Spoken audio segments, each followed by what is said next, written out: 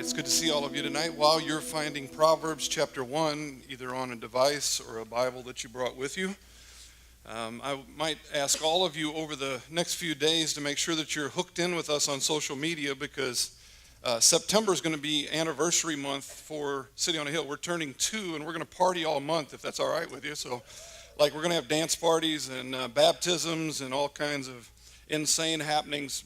We might do those together. You never know at City on a Hill. We might just dance into the baptismal pool. So we just invite you to be with us on social media, watch for announcements of when the dates of all that are coming. So I'm glad to see all of you here tonight. And I don't know about you, but sometimes I just have to sin. It just feels like I'm compelled. So last Sunday morning before our gathering here, I always swim right before we gather. And the night before, I cut a bunch of branches down off of trees. Real biblical, like John 15 thing. I was pruning these trees down, and I threw all the branches in the back of my truck. And I'm in this new neighborhood, and I don't know what to do with these branches. So I devise a plot that I will take them down to Arnold City Park, where Kelly and I bike ride. And there's lots of places down there in the woods I could haul them out there and throw them. And so as I pull into Arnold City Park with these branches last Sunday morning, I all of a sudden have this realization that it's probably not a good idea to dump these branches there because people probably in the past have dumped refrigerators and every old broken down radial tire they have or whatever in Arnold City Park, and they'd probably be a little fired up about that. But I was compelled to sin, and so I pull on down into Arnold City Park a little farther and proceed to get ready to jump out, and I know I'm probably in sin now because I'm moving quickly and I'm sweating. And so I, all of a sudden, God sends a car right down in a place that cars never go there to say, hey, stupid, don't sin. I'm watching. And so I was compelled to sin. And so I go ahead and snatch up the branches and fire them out into the weeds in the woods. Drive on over to the rec center, get in the pool, 9 a.m. on the dot, get my swimming in, and the conviction of the Holy Spirit comes all over me in the pool because I know that I have not been wise. And so I jump out of the pool there at one point, throw sandals on, and I crawled into the woods and retrieved every branch, berry, anything I could find, and threw it back in the truck. Came to church looking horrid, I'm sure, because that was shower time. And that was my wise Sunday morning, full of wisdom. And that's what we're talking about in the book of Proverbs. So last week, if you were here, Lance laid the foundation for us. And just in case you were not here, let me kind of catch you up. We are naturally not a very wise people. As you can hear from my story there, it is not natural for us to be wise. You can be dumb like me really easy. The reason that we are unwise is that our Creator made us wise in the garden, perfectly wise, and He actually walked with us in the cool of the day every day, teaching us what wisdom looked like. I think that was Jesus. I think Jesus walked with people in their perfect state and taught them every day what wisdom looked like in the garden. But we rejected His wisdom. We decided we wanted to be wise, and that's turned out really well, hasn't it? That's been just fantastic to rebel against the wisdom of God, to take over human wisdom in our rebellion. Wisdom is the ability, let me just clarify here, it's the ability to walk day-to-day life and make decisions that are beneficial to us, beneficial to the people around us, but most importantly, that bring glory to God. So the things that we would do when we're walking in wisdom would look like Jesus walking in the garden, showing us what wisdom looks like. And He is, Christ is, the Spirit is, the Father is the only source to wisdom. Some of you think you're really smart. Some of you think you're really wise. Some of you think you were born with these great capabilities. And you may have some great capabilities, but if they are wise at all, it is God's grace in your life that makes them so. Because in and of ourselves, we have know wisdom. Because of the curse, because it separated us from the counsel and wisdom of God. We separated ourselves from the only source. Basically what that boils down to is we're just naturally dumb. If you're insulted, it won't be the last time at City on a Hill. We're just dumb. No, we have no capability of doing those three things, beneficial to us, beneficial to others, and giving glory to God on our own. So there has to be a beginning place to wisdom, a starting place. And let me read that to you. If you're in Proverbs chapter 1, there we're going to be in verse 7. It says, the fear of the Lord is the beginning of knowledge. Fools despise that knowledge, which is actually wisdom. Those are synonymous. And instruction. So there's wise and there's fools. Well, here's what we know from that passage is that fear of the Lord equals submission. Submission. Everybody say that word for me. Submission. You see, it won't hardly even come out of your mouth. Submission to the King of Kings. His name is Jesus. Here's where wisdom comes from, and you just need to hear this. Let the Spirit, just let this kind of wash around inside your brain. Wisdom comes from looking at the cross in wonder and in awe. There's no other source anywhere. Wisdom comes from looking at the cross in wonder and awe. And then foolishness gets pressed out. We are naturally fools. We don't start good and go bad. We start bad. We start as fools, and the wisdom comes and presses that out. I grew up around the wisdom of God. I didn't receive much of it, but I grew up around it. My grandmother, Gray, you've heard me talk about her. She's from Booker County, focused on the cross more than any other human I've ever known, that I've ever seen. She daily looked on the cross with awe and wonder more than anybody I've ever seen. And here's what that did for our family. Our family was showered with grace. Even if when we were not believing in Jesus, our family was showered with this wisdom that comes from grace because of Grandmother Grace. Some of you have some relatives that have glued your family together in the midst of all your rebellion. A bunch of you acted crazy for some time, and yet there was some normalcy somewhere around you because somebody in your family looked on the cross with awe and wonder. That was my grandmother Gray, and that grace showed up in a lot of wise decisions throughout our family. Let me list some of the common grace wisdom that came into our family. My father, when he was an unbeliever, married a gem of a woman, my mother. My mother's had her birthday party last night. There she is. She turned 91 last night, and she loves Japanese food. And so she doesn't always wear that lampshade around. I just thought I'd throw that out there. Right? But my mother is a GEM gem, a superb woman. Common grace all over her life. Her daddy was not a pastor. Her grandfather was a pastor. Her brother-in-law was a pastor. And there was just this presence of God around her. Common grace made a lot of wisdom there. Common grace came to me. I married a Jim. Those of you that know the Gray family currently right here, you know that I am far from the best thing that goes on in that house, right? I finished school, had a great job. I had some financial smarts. We burned our mortgage when we were 34 years old. Wisdom. That came from some common grace wisdom. I am not wise. That was a gift from a father who taught us how to handle money. But that came from the grandmother who stared on the cross with awe and wonder. Are you seeing how this works? And so if you are in the middle of massive dysfunction, as far as you can see, somebody needs to look on the cross with awe and wonder and break the cycle. That might be you tonight. But my story it's not really a complete story with the financial smarts and the getting a job and all those things, because in the middle of that common grace stuff with me, I had not met Jesus myself. And so in the middle of those decisions, I was destructive in poor choices because I was not focused on the cross. Simply put, what happened to me at Regeneration is the cross brought the wisdom that my grandmother had personally to me.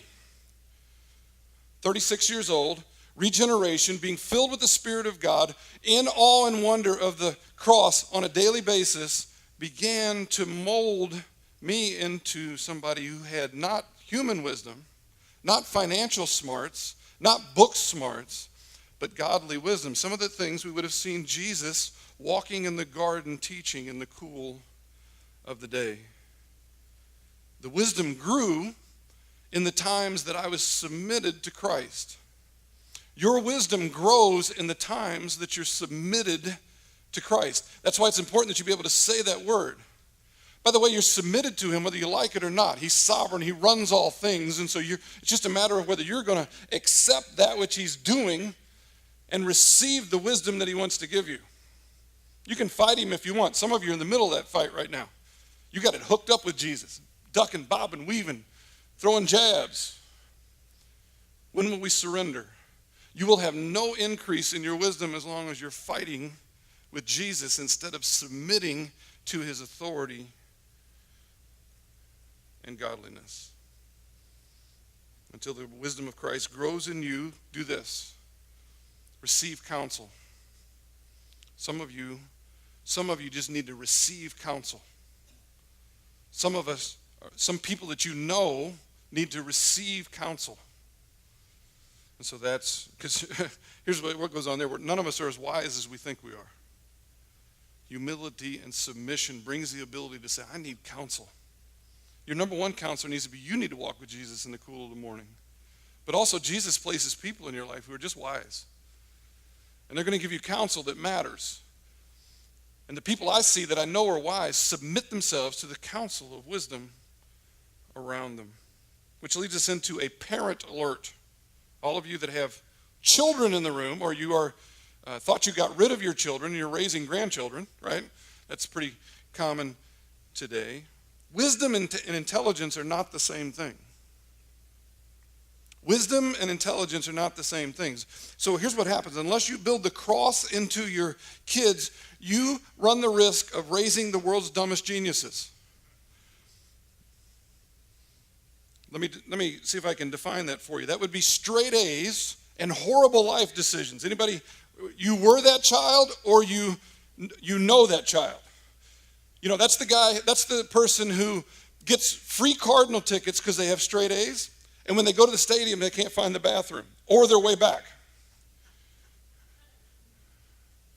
Got their report card in their pocket, wandering around the stadium completely lost. So today, here's what we're going to do. We're going to continue in chapter 1 of Proverbs. Remember this as we do this. I'm going to keep pressing out this deal as we go along. But Proverbs are a worship call. Most people do not look at the Proverbs as a worship call. The Proverbs are a worship call. They're not a karma prescription. Some people read the Proverbs like they're a karma prescription. If you follow this, this will happen. We got some folks here who deal with massive amount of Hinduism in their life. Full karma teaching. That's not what a proverb is. The Proverbs are, you need to go gaze upon the cross in worship and then read the proverb and it will come to life for you. You will then be walking with Jesus in the cool of the morning with the power and capability of actually doing what it says. So it's a worship call. And our big idea tonight is this. Wisdom is actually taking the actual circumstances of our life, not the circumstances we would like to have. Some of you in this room are still waiting for the circumstances to improve before you gaze on the cross and receive wisdom. It's taking the actual circumstances that you've been dealt and responding in the power of the cross. You're a responder. You have no control over a lot of the things that are coming into your life. You're a responder. But here's the danger, the pull to the other side, the pull to the life that you once lived, the sons and daughters of disobedience is really powerful, it's strong, so we got to be careful, and that's the warning from, it's God. Somebody answer my phone, it's God. He wants to talk to us. Number one is this, Number one is this, the offer of wisdom. Look at me at verse 8. Thank you, David. Look at me at verse 8. Hear, my son. By the way, if you hear that from God, that's good news. Just thought I'd throw that out there.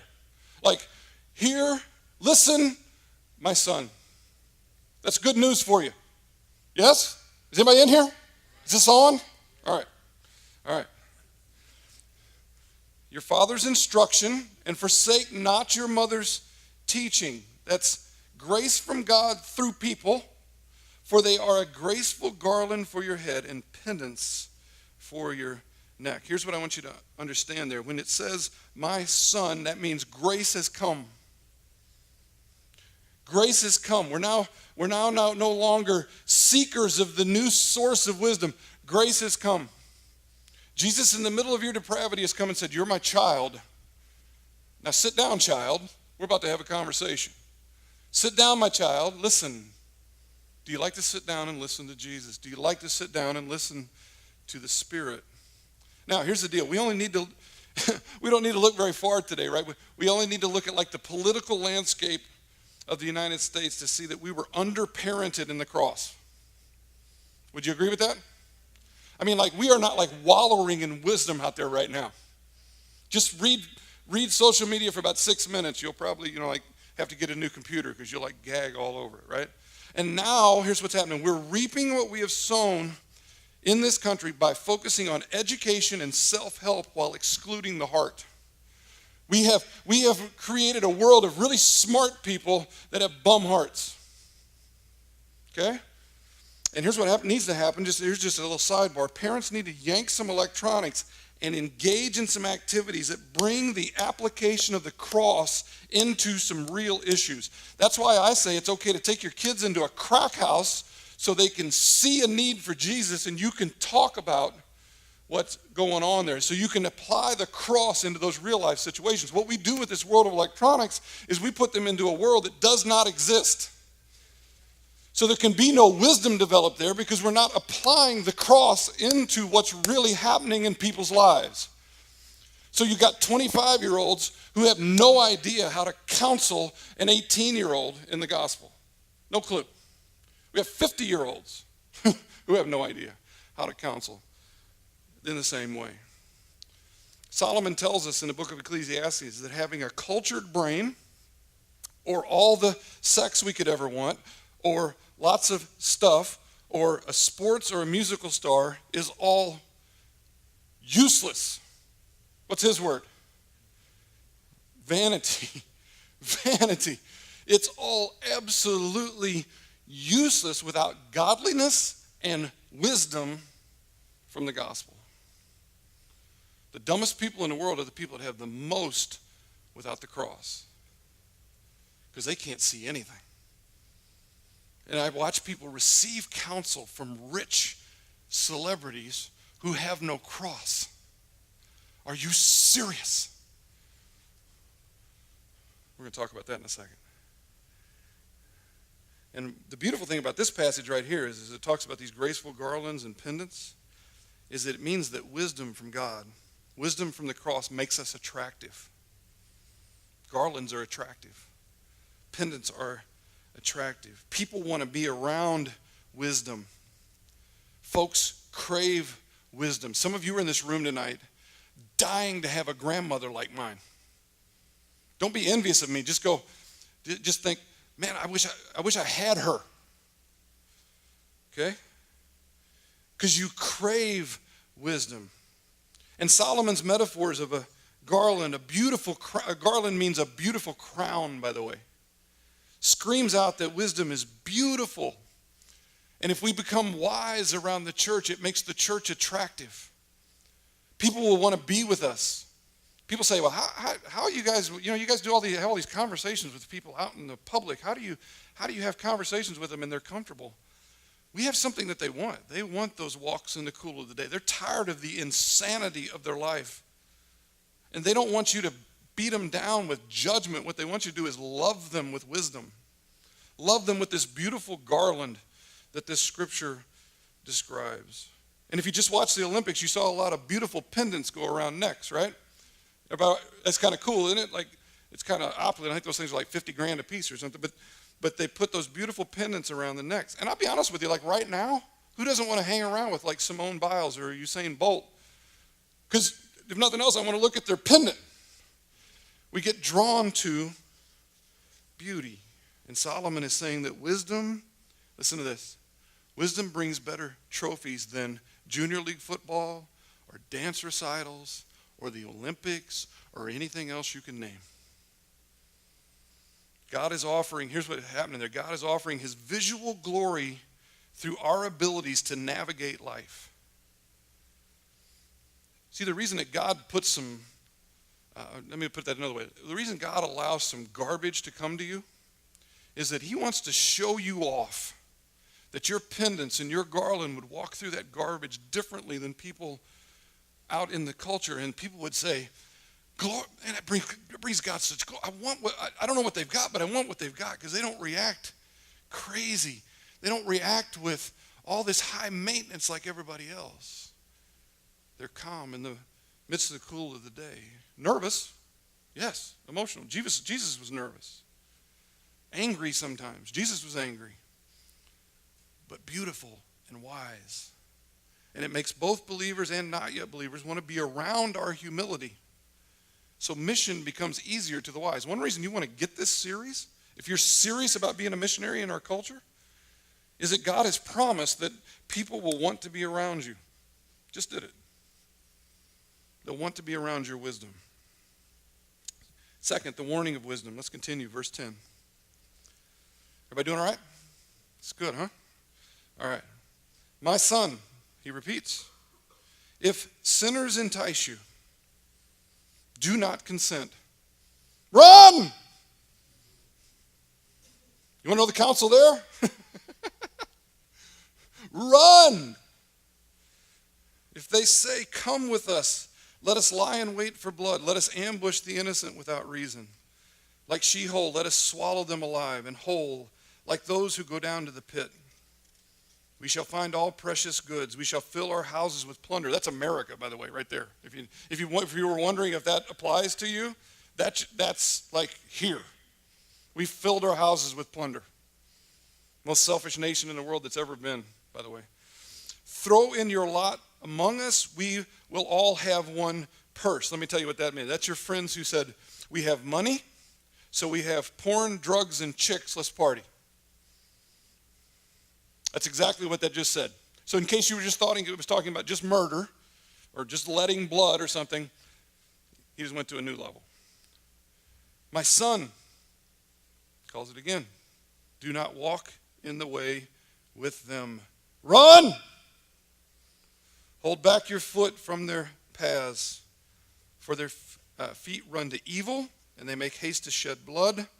For in vain is a net spread in the sight of any bird. But these men lie in wait for their own blood. They set an ambush for their own lives. Such are the ways of everyone who is greedy for unjust gain. It takes away the life of its possessors. Who, in verse 10, are the sinners that entice you? Let me define it for you. It's not just murderers. It's not just dope dealers. It's not just the people that we would say watching TV. That person's evil. That's evil. Let me give you a different definition.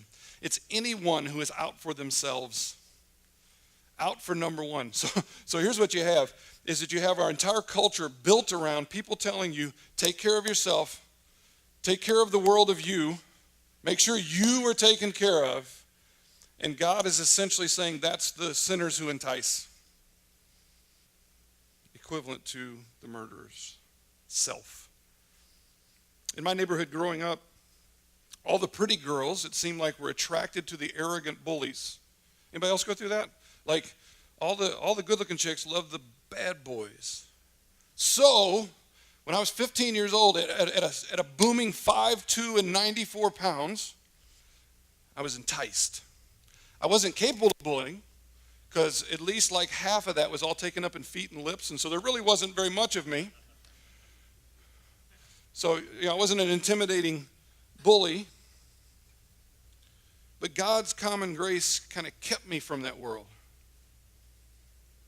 And I was rewarded I don't know how this happened. I was rewarded with that gal, a young lady. Here's what she was looking for in a man. She was looking for wisdom because Christ had caused her to be weary of the bullies. So, parents of girls, teach your girls that the bad boy may be fun for a day, but the wise man brings joy in the Lord for a lifetime. No amens? Good Lord. Like that was worth the whole thing.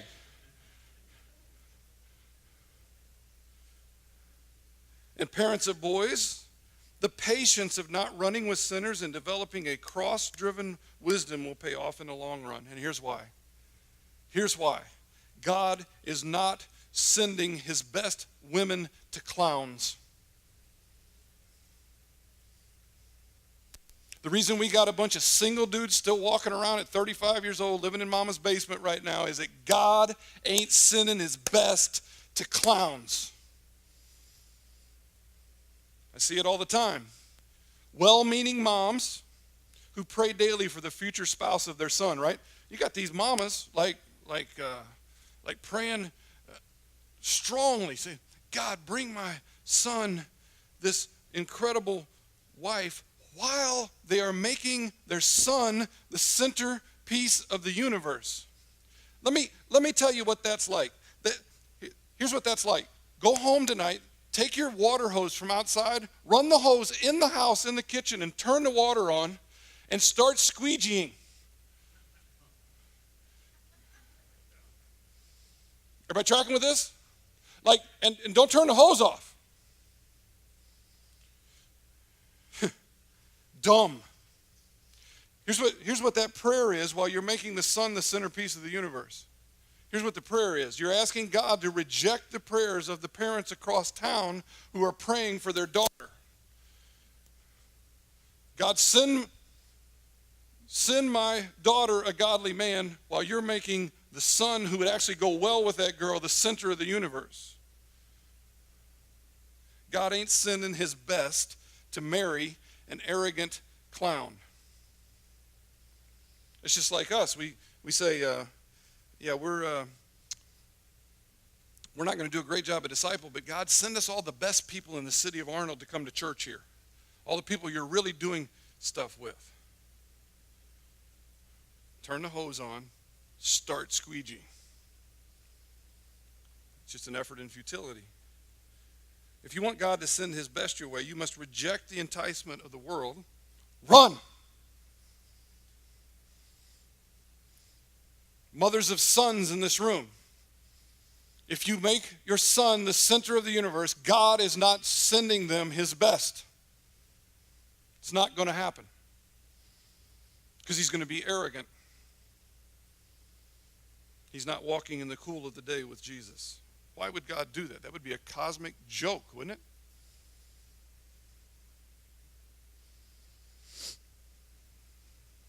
Folks will entice you to plunder for self-gain.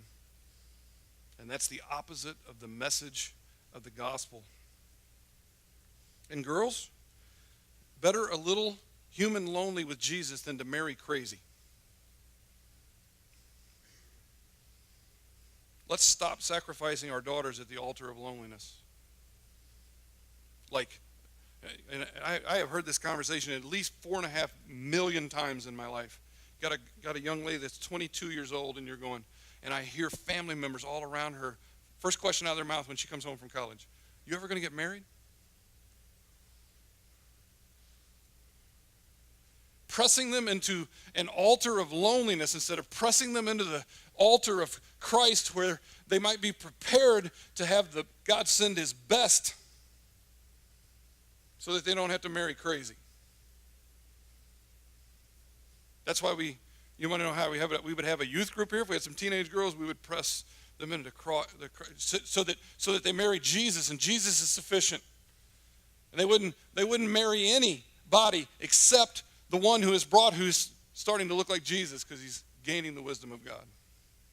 So stop praying for your kids' spouses if you're not going to raise a godly kid. And your first way to do that is not just to yell Jesus at him all the time. It's to go, let me display for you how you're not the center of this home day by day by day. Welcome to City on a Hill. Understand this also. There are many areas of our lives that people can call out, come with us, let us lie in wait for blood. Here's an example for you. So after church tonight, riding home, some wife in this room turns to her husband and says, you know, I can't believe that the pastor spoke on marriage today. Arms folded. You know, he treats his wife terrible. And he's kind of fat.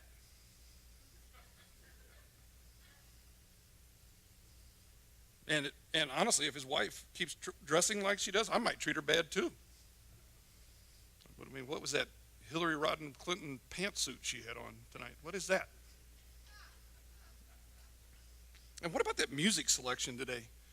That worship leader that always wears a hat, what's he doing? Dang hat. My God, we might need to change churches. Well, here's what's happened there. That wife has just broken about 6 New Testament imperatives, right? And put that husband in an awful position because she has enticed him to join the bloodletting, right? He's in an awful position now because he knows that, you know, he might not see dinner or sex for like 2 months if he doesn't agree with her, right? So he needs to respond wisely, though. He needs to respond with the gospel. So there's only 2 ways he can respond to that. And he would say, have you spoken to these folks? Because you sound sinned against. I'm not sure, but you sound sinned against. Have you spoken to them, right? That would be the biblical wise counsel. Or can I pray for you right now because your heart is in serious need of repentance? Right? Which, by the way, dudes, I don't know if you've ever tried that with your wife, but you might as well just call her fat. Just like right there. Just like you just look like, have you gotten on a scale lately? Because you're large. Like,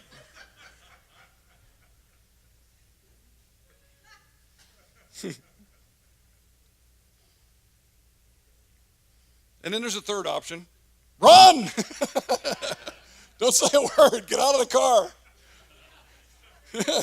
Stop the car right where you are. Just walk home, man.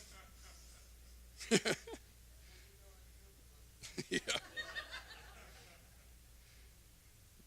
And if the husband responds with just 3 words, I know, right? 3 words. You know what he's done? He's just joined all 6 sins and added faction building to gossip, slander, unloving, backbiting, not respecting elders, and about 10 more. What looks like happens all the time. This is just, and it's what you do as a couple, isn't it? Don't you just dig in and talk? No. The beauty of the gospel and the garland of glory around the neck just got thrown into the sewer, right? I mean, we took the garland of flowers and, you know, we just start stomping them and throwing them into a place where there is garbage and sewer. I got your garland right here, right? I mean, like, we just start crushing it. And honestly, the pastor might be fat and needs to be addressed about that. But there's a wise way to address someone about their lack of personal discipline, that they maybe have a comfort idol that's food. And by the way, one problem I've always had with legalism is that we pick and choose the things that we don't have.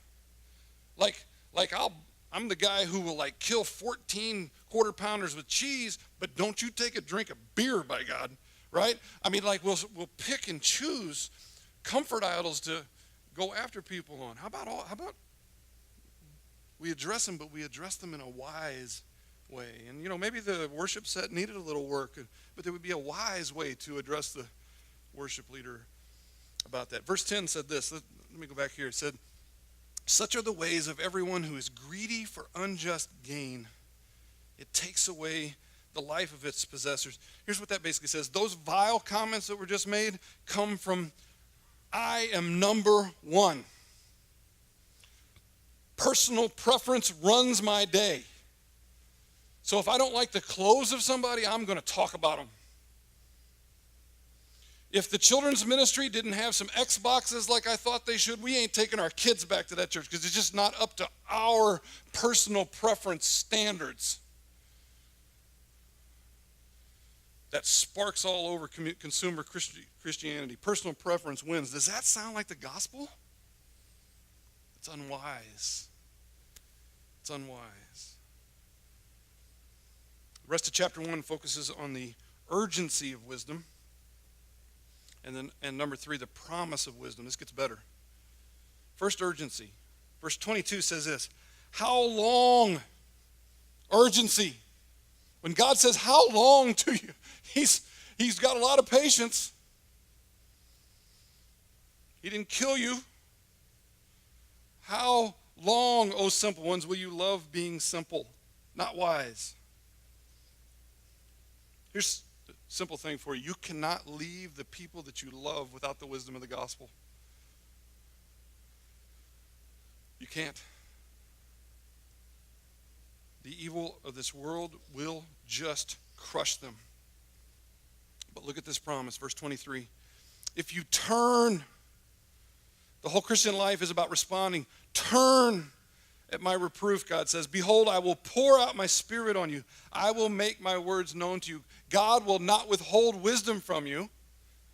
This is a promise. Not all of the Proverbs are promises. This is a promise. If you will turn to me, I will pour out my spirit upon you. I will give you my wisdom. We will walk in the cool of the day on a daily basis. I promise you. Am I excited about that? Just to turn to me. Ask me. Set yourself under my authority. Submit. Love me. Because here's the deal. The church has jacked things up so bad. God is not looking for perfect people. He's looking for responsive people. That when he says turn, we turn. We don't think we're smarter than him. We don't think we've got everything figured out. We just turn. When was the last time that the Spirit pressed you and you just dropped to your knees and you said, hey, listen, I'm so tired of trying to run this thing myself. I'm done. That's called repentance, by the way. The behavior change comes later. Turn. Turn and gaze upon my sinless Son, God says. Turn and gaze upon the cross that you nailed him to. Turn and gaze at the empty tomb that shows that he's won the day over anything that you're struggling with. Turn and gaze. If I could implore you to do anything for the rest of the tonight, it's turn and gaze. Gaze in awe and wonder upon those things. Verse 32, for the simple, those who have rejected wisdom are killed by their turning away. And that doesn't mean a physical death. Physical death would be easy. This means that you don't have God's wisdom on you. You don't have God's hand on you, and it feels worse than death. Anybody ever walked in those days? You remember it? It's called hell on earth. And the complacency of fools destroys him. There could not be a more poignant verse for 2016 America than the complacency of fools destroys him. We're walking in an age of apathy, of complacency. But there's a promise. But whoever listens to me will dwell secure and will be at ease without dread of disaster. It doesn't say that the evil are killed, right? It says the undiscipled are. Why do we disciple each other? Why are you in community? Why are you in a church? Why do we say go sit down with Christians and learn what this thing says, walk in the Spirit with them? Because you're going to die without it. You're going to become a complacent fool, and God has said the complacent fool dies. The apathetic who doesn't find the cross important dies. But you say, everybody's breathing around me. No, they're not. No, they're not. 99% of the people you see walking past you in Walmart are deader than a doornail. They have no life. They have no joy. They have no wisdom because they have no cross. And if you have it and don't tell them about it, how cruel is that?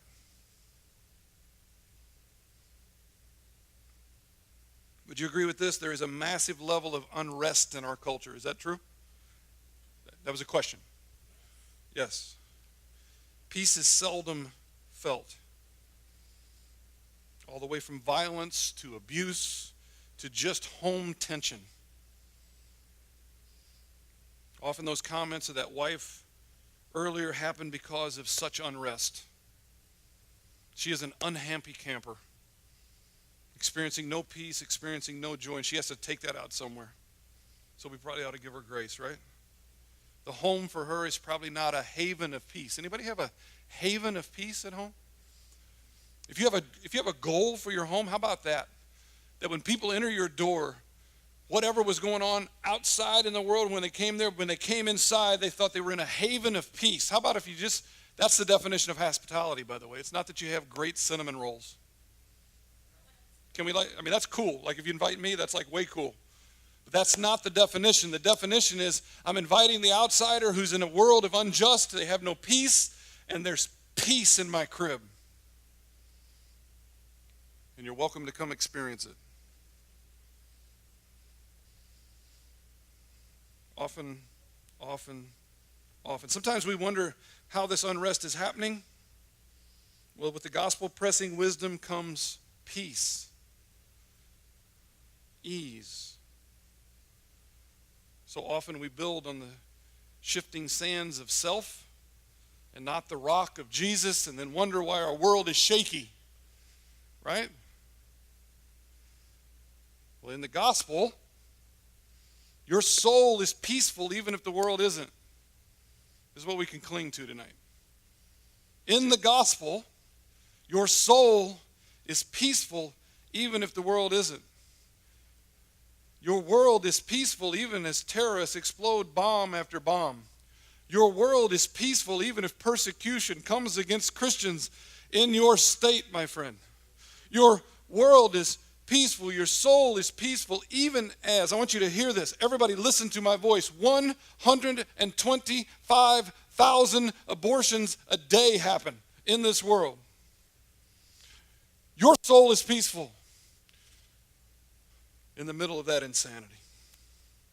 Your soul is peaceful even if our nation goes crazy over an election. Your soul is peaceful even if we are 20 minutes from Ferguson in the insanity of racial tension. In the gospel, your soul is peaceful as abuse hits your street, maybe even as abuse hits your home.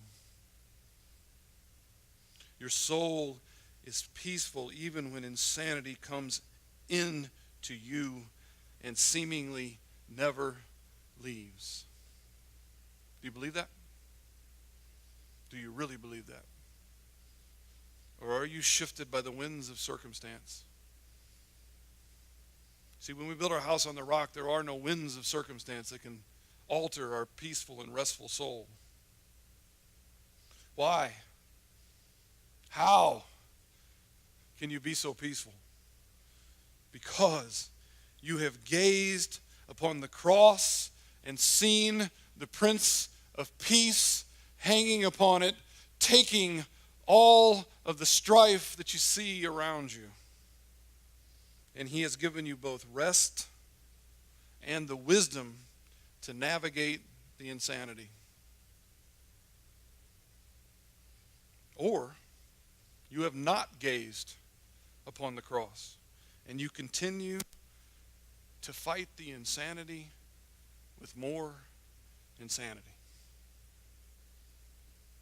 Jesus said this, "Blessed are the peacemakers, for they shall be called sons of God."